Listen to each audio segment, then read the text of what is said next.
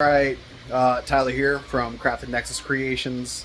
I was asked to make a video on how to assemble one of these guys. It's the 3D printed xTool F1 riser and carrying case.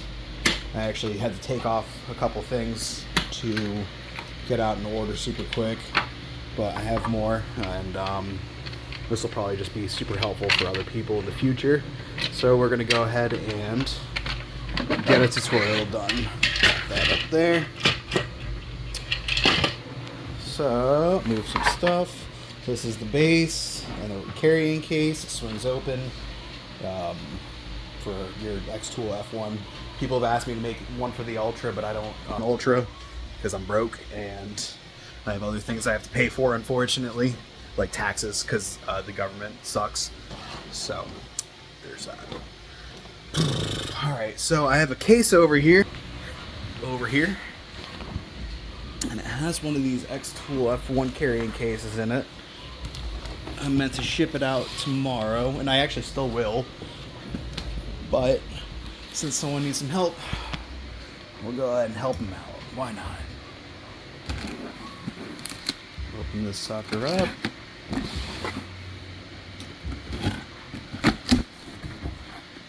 Yeah, this will help people in the future for whenever someone may want to order one of these. So if I can skip the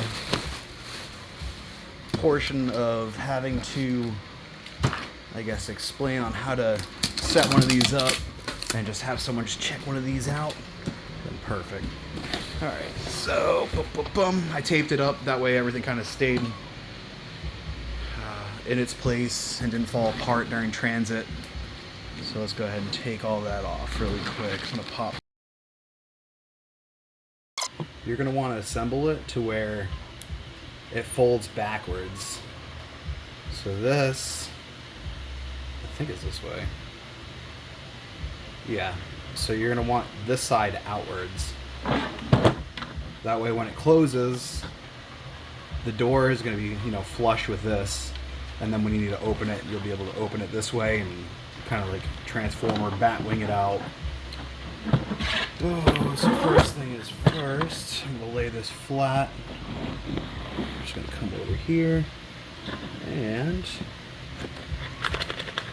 sounds like metal. It's not the metal I wanted though. Okie dokie, artichoke. All my screws are gonna be in there. Nothing in there. It's a mess in here, so I always have a million things going on. Alright, regardless. Your thing that sticks out is always going to be facing outwards. And I need to find my hexagon millimeter Allen keys. But these are all in millimeter. So the one I use is maybe this one. What is that? I'm assuming this is 3mm because it has the number 3. But I could be wrong.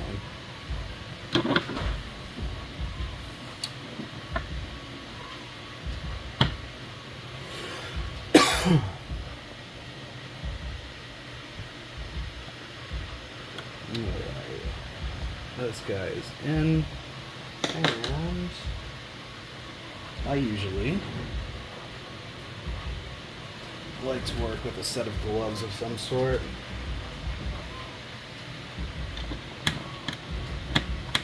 So I'm unscrewing it from that small little part, it's not ripping my thumb up. And I'll go with the first one at the very top, second one at the very bottom. And wait to push them all in. Everyone has their own method. This is just kind of how I do it. And there should be good for meow.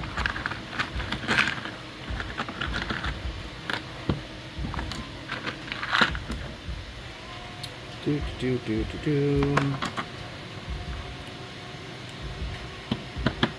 So everything should be lined up perfectly for you for whenever you got the whole kit. You should just be able to kind of screw it all into place I've made a few of these so far. I haven't really had any issues. The only issues I had was when I was first making it. Just trying to figure out the right placement for everything. Alright, those are good for now. Those to the side.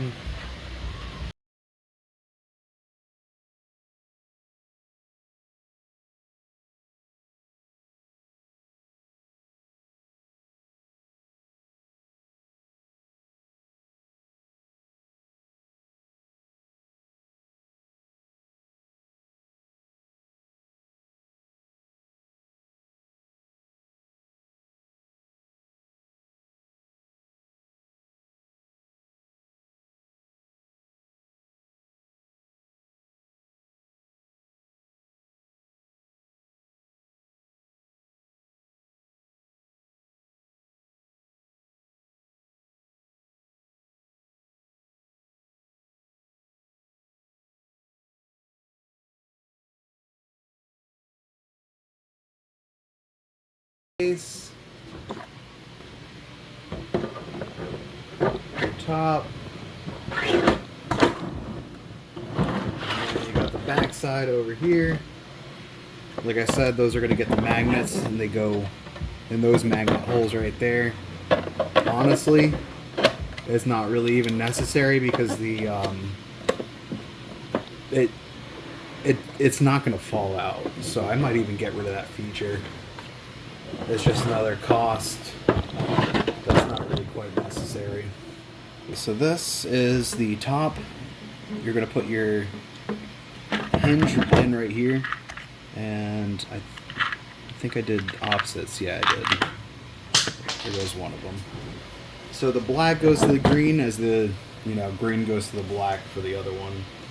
So one of these guys, you can honestly just change it up however you'd like. It's not like it really matters. They're all the same size, except two different things, which is your long hinge, which is going to have to go on this side, versus the small hinge, which is going to have to go in right here. That's what those are for. But we'll go with this one first.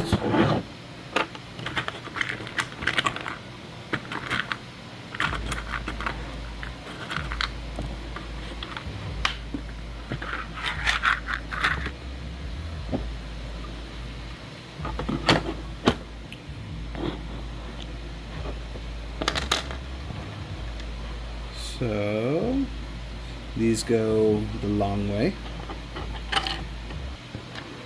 and each gets a pin in the furthest hole, or like closest to the inside, so it's going to go in like this.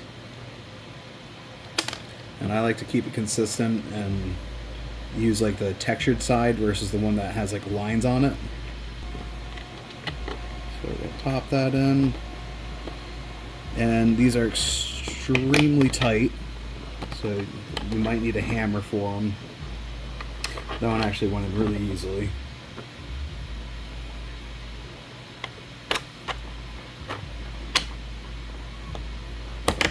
Wow, okay.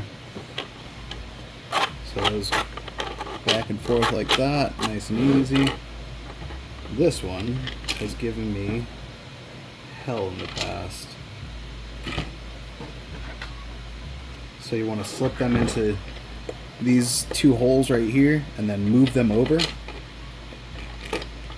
That way they're in these little grooves right here, and then from there you can pop in your pegs.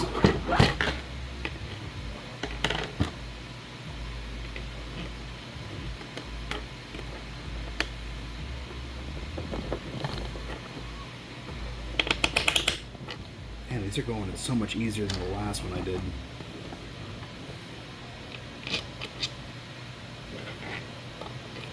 And what these are gravity hinges. That way, whenever you pop it, wow, so much easier. I love that. Love that for me. That way, whenever you're putting it in, you push these out. That way it locks, and then those guys fall down. That way it can't move back and forth. That's what that design is for. So we're going to move these off to the side for now. And it's the same concept for this guy right here. So this, you want your hole to be on top. And then you just put it into these designated holes right here. And then this other one right here goes right into that. And I would just do one at a time. That way nothing's falling out and you're chasing it all around. So you need, was it 2 and 4? So 2 a piece for each hole. And here you want to pop this in to the furthest hole. Once again, furthest hole. I just made 2 holes because I don't know. I like to make things difficult for people for no reason, apparently.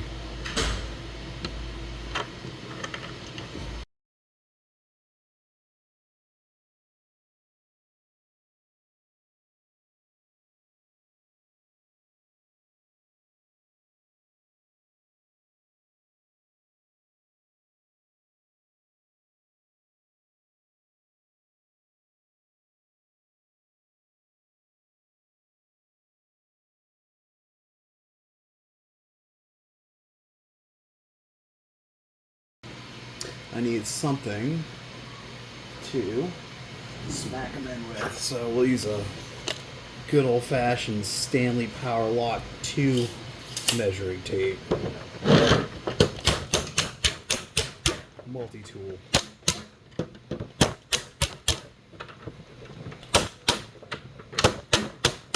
Perfect.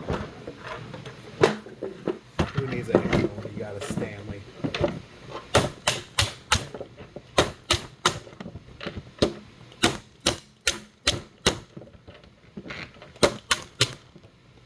Solid.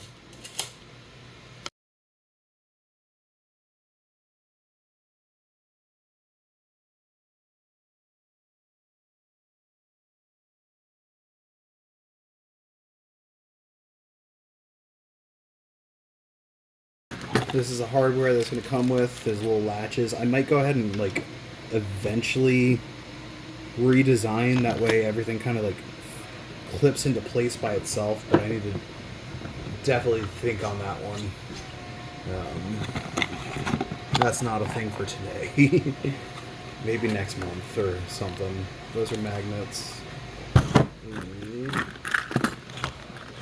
There's screws, extra screws in there usually, in case you drop one and lose it. I'm going to go ahead and start off with the clips, the clamps. Still recording, good. Alright, so on top you have 3 and 2, so 5 altogether, 3 and 2, 4.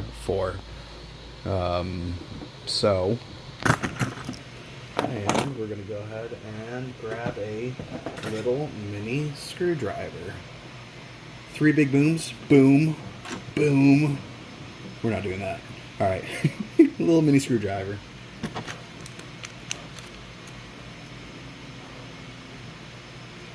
And you open up your little baggie.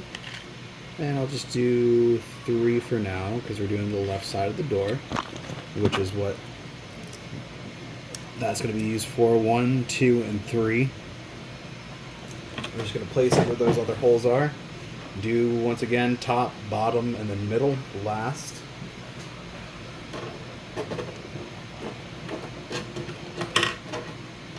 Clamps better that way when you're doing this. You can even stick this through the first hole at the bottom. That way you can line your screw up with a pre-made hole and just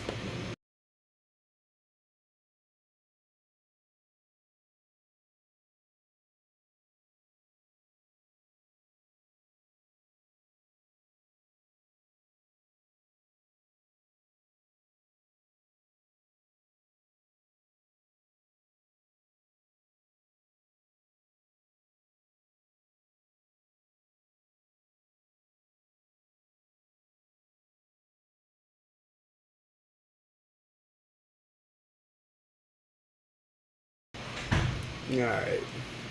Next thing is the clasps. The bottom clasps.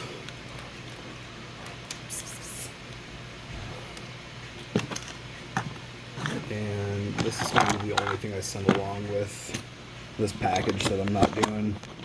But I'll showcase on how to put that into place. How long we got? 42 minutes? About an hour to assemble this thing. Alright, so what I do is hook on the bottom and then other thing on top, whatever it's called.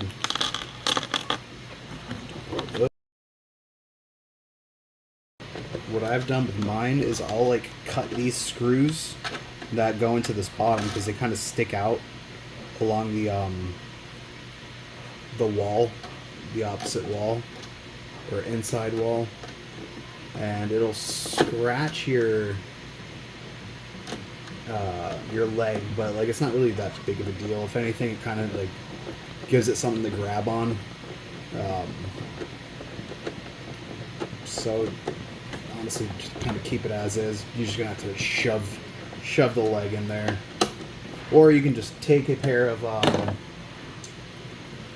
these guys right here, and they have like these little cutters, and you can literally cut through the metal. You know, just chop them. I don't know, like 4 spirals in.